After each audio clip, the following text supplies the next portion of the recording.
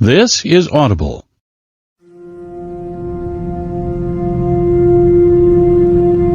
Simon & Schuster Audio presents Broken Country by Clare Leslie Hall. Read by Hattie Moorhead.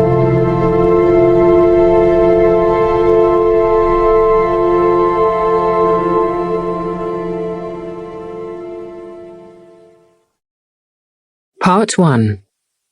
Gabriel. The farmer is dead. He is dead, and all anyone wants to know is who killed him.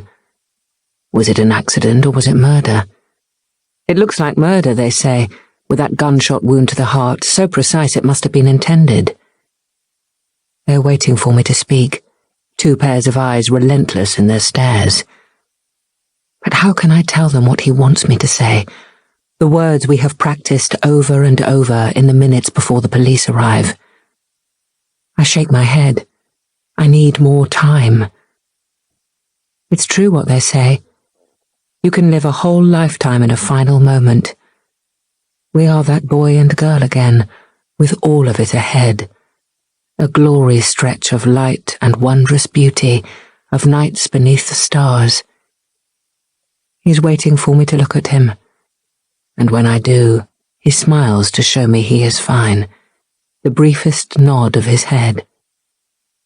Say it, Beth. Say it now. I look at his face again, beautiful to me then, and now, and always. One final glance between us, before everything changes. 1968. Hempston, North Dorset. Gabriel Wolfe is back living in Meadowlands, Frank says, the name exploding at me over breakfast. Divorced now.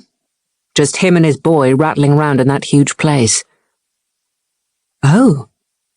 It seems to be the only word I have. That's what I thought, Frank says. He gets up from his side of the table and walks round to mine, takes my face in his hands, kisses me. We won't let that pillock cause us any grief. We'll have nothing to do with him. Who told you? It was the talk of the pub last night. Took 2 huge great lorries to bring all their stuff from London, apparently. Gabriel hated it here. Why would he come back? His name feels strange on my tongue, the first time I've spoken it aloud in years. There's no one else to look after the place. His father long gone. His mother the other side of the world. Up to her neck in dingo shit with any luck. Frank always manages to make me laugh. What's here for him anyway? Frank says casually. But I see it, the unsaid thought that flits across his mind. Aside from you. He's bound to sell up and move to Las Vegas, or Monte Carlo, or wherever it is these... He grapples for the word, looks pleased with himself when he finds it. Celebrities hang out. Frank spends all the daylight hours, and a fair few at night time, out on the farm, caring for our animals and tending the land. He works harder than anyone I know, but always takes time to notice the beauty of a spring sunset, or the sudden dizzying soar of a skylark, his attunement to weather and wildlife set deep in his bones. One of many things I love about him. Frank doesn't have time to read novels or go to the theatre. He wouldn't know a dry martini if someone chucked one in his face.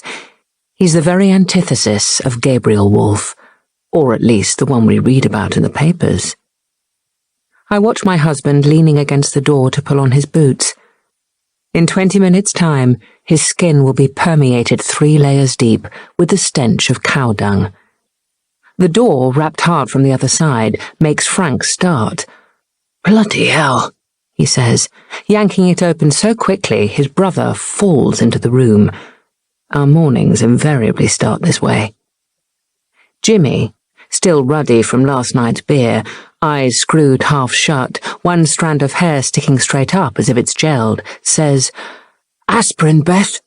God banger." I take down the medicine box from the dresser where it lives primarily in You've reached the end of this preview. To listen to the full title, you can buy it in your player. Here's another recommendation based on your listening.